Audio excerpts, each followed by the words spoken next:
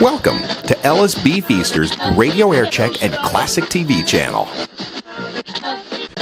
This is my last day on the air at KQV, and we are all saddened by the developments with the station closing down effective midnight Sunday, but I've enjoyed working here, learned a lot, and probably always a lot more to learn. I want to thank Bethany Emanuel out there at the editor's desk. Bethany has been busy over the years trying to keep us on the air, writing news, and she's done a great job of it, as all our editors have done. We appreciate their work. And also thank you, Paul. You've been here just a short time, but wish you well in whatever your endeavors are next. Sorry that you couldn't be here a little loger. You've only been here for about 6 months or so, but thanks so much for putting up with me. And thank you for putting up with me. Yeah, right back at you. We close out. Don't worry about the clock. Yeah, the News Watch will continue. It will continue, but let me say that I have enjoyed working with you. I appreciate your professionalism, and I congratulate you on your years of service to KQV. You have been a radio news icon in this town, having worked, I know you were on WTAE, and of course WDUQ, and here at KQV, and I'm probably missing some station, right? First, Weep Daisy, years ago, country format, okay. WEEP. Oh, right. Mm-hmm. They had a big news staff here. Mm-hmm. I think they used to do the Penguins games, didn't they? Don't know. Back when, was it Jim Scott or Bill Scott was doing the play-by-play? As a kid, I remember that. But an iconic station. You have been such a part of the broadcast journalism scene, an important part of the broadcast journalism scene here in Pittsburgh, Alexandria, Chaclos. So I salute you. And I wish you well also in your future endeavors, and I know that you'll find something interesting to do. You always do. Well, I appreciate it. I'm very humbled by those words. Thank you very much, and You're welcome. Good luck to you. Thank you. Thanks to all you listeners for tuning in. The News Watch is continuing with KQV's Paul Guggenheim. All right, thank you. The last handoff. I'll try not to drop the ball here. Now that I'm finally getting the hang of this, we all run everything here, press all the buttons, and I finally got the hang of it, and now it's over. But thank you, Andrea. I always want to call her Alex, but it's Alexandria. Thank you, Alexandria Chaclos. And we will continue on here in this half hour with more news. We'll get to sports. We'll preview the Fiesta Bowl tomorrow between Penn State and the University of Washington Huskies. And we've got, we'll hear from Le'Veon Bell about his thoughts about the possibility that he could be the NFL rushing title holder this year. That's coming up in sports, traffic and weather on the 8th Bloomberg Market Minute at 50 past. But we're going to start this half hour with our live line interview. It's our last live line on KQV. And appropriately enough, it's with a rock and roll guy, another icon in the rock and roll world, Johnny Halo of Johnny Angel. Johnny Halo. I figures I'd say that. Johnny Angel of Johnny Angel and the Halos, joining us on the KQV live line. He's been playing classic rock and roll for decades now. This is a group that you've seen around Pittsburgh, that you've heard in some classic venues, on the radio as well. And they've been such a part of the rock and roll scene in this town, just like KQV used to be. And I thought it would be appropriate to invite Johnny Angel to join us here on the KQV live line at 6:33. Good evening, Johnny Angel. How are you? I'm great, Paul. And you sound chipper, man. I'm trying to be. I'm sounding chipper on the outside and crying on the inside right now. That's kind of where I'm at.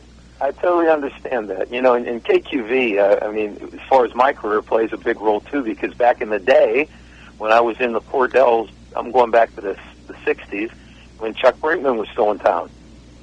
And KQV used to have a window there where you would go in. I don't know if you guys still do that, do you? No. We used to be across the street. And it's been 35 years since we had that. We used to be right across the street from where we are now, on the corner of Smithfield and 7th.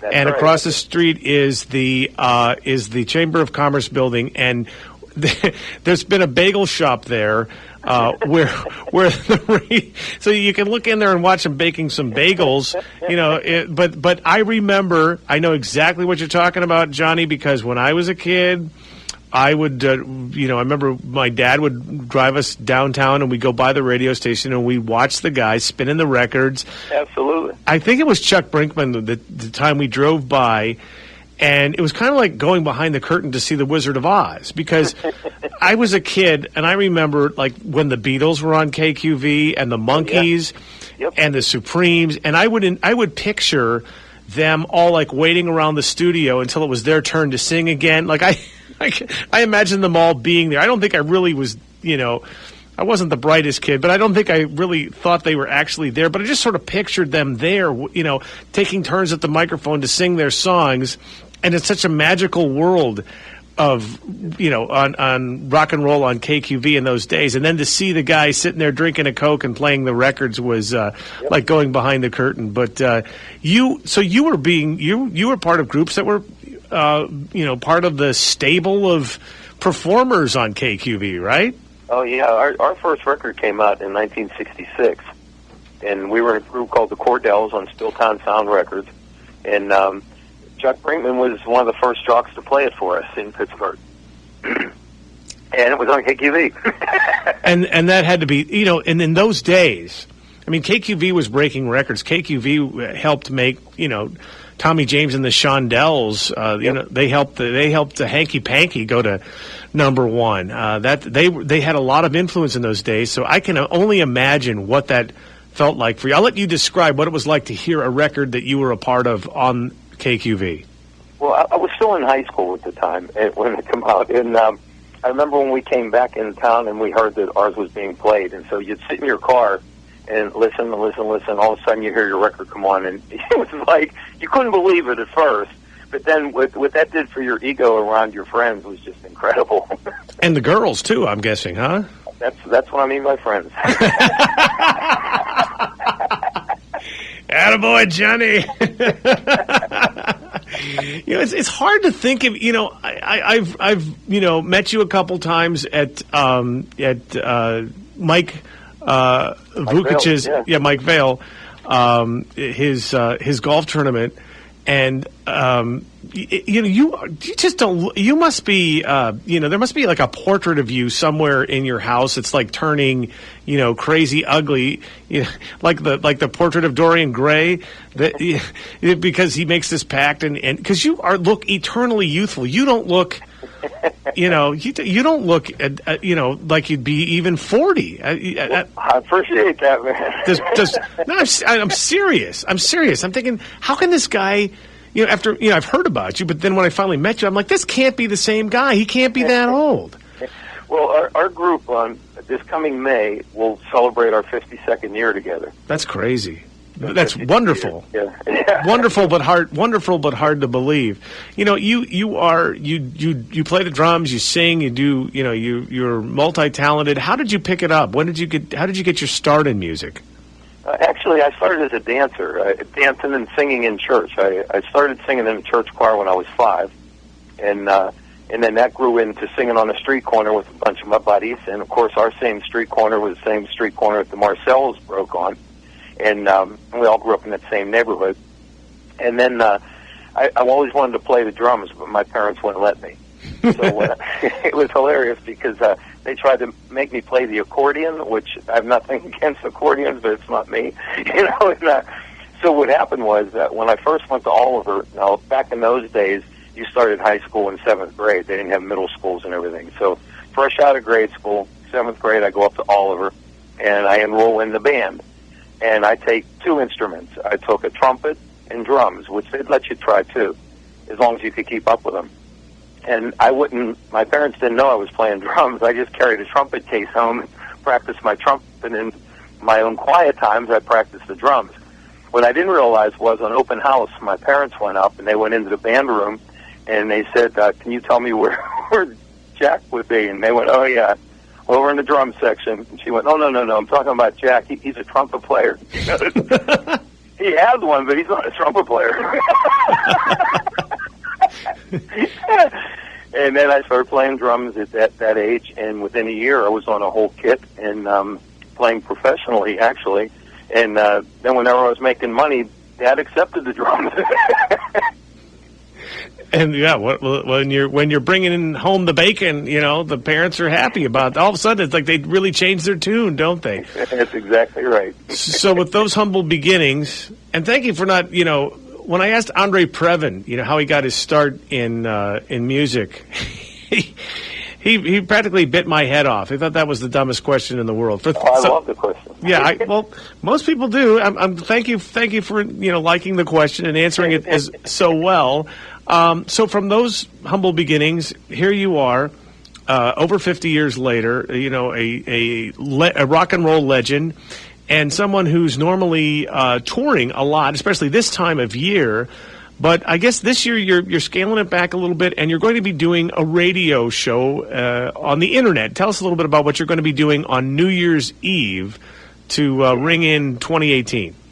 Well, first of all, with the touring, we still are. We've been touring with the original Shondells, and as you well know, Mike had some setbacks, and so we had to lay low a little bit in December and January. But we'll be back out on the road with them in February. In fact, we'll be down in Florida with them and a couple other concert venues. But my radio show, I've been in and out of radio for the last 30 years. Porky Chedwick was my hero and got me involved in radio.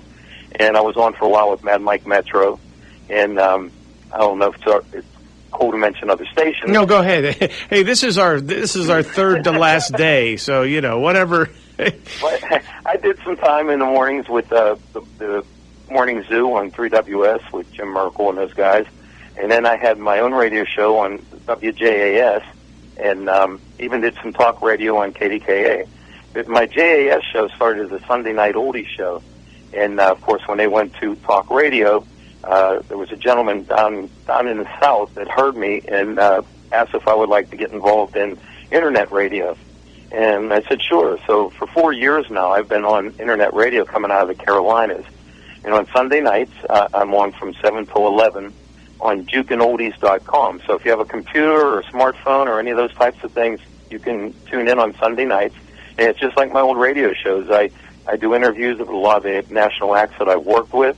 I spotlight the music that I grew up with, the mostly 60s soul, early 60s soul, and rhythm and blues that created soul. And this Sunday, since we are not, I'm not a big fan of New Year's Eve performing. I've done it all my life, but I'm kind of glad we're not this year. But anyway, I'll be on the air from 7 to 11 o'clock, playing my favorite soul records from the last year that I've been playing on my show, and taking a lot of requests from friends and chatting about the year in general. But if you'd like to tune in, you just go to www.jukeandoldies, Jukin oldies, oldies.com, and hit live on air, and I'll be there. You can send me emails, and it's fun. Yeah, it sounds like a blast. And let me give that address again for people that want to tune you in on New Year's Eve. New Year's Eve this Sunday night, right? Yep. 7 to 11. It's Johnny Angel, jukeandoldies.com, JUKINOLDIES.com. And I don't know if you still need to put the www there or not. Yeah, you know. You're old school like I am that way. But you can tune in and be with Johnny on New Year's Eve, and I'm glad. I knew you guys were still playing. I just oh yeah, we're doing it a lot. I mean, the Halos have been playing a whole bunch, but we also, some of the guys in the Halos with me, like Bubba and Davey and Loomis, we started something called the Johnny Angel All-Star Jam Band, and we played down at my Atrias at TNC Park and a couple other little places. But there's been so many great artists that come through Pittsburgh that I always wanted to work with, but I couldn't because they were in other groups. So we have, on guitar, we have Donnie Garvin, who is one of the baddest guitar players on the planet. And, of course, he was one of the staples of the doo-wop specials on public television. He works with Pure Gold. I also have on keyboards, we have Fred DeLue, who used to be with the Igniters. In fact, I think he's down at the Blues Convention right now with Matt Perani. And then we have a whole bunch of old-timers that come and sing with us, like Gary Glenn from Gary Glenn and Joel Tones. And it just goes on and on and on. Pecky comes in every now and then, and Frankie Zori and Mike Vail when he's feeling up to it, and Marianne Mangini. It's just a fun night. So when we're not playing as the Halos, we're out as my jam band, which is a lot of fun.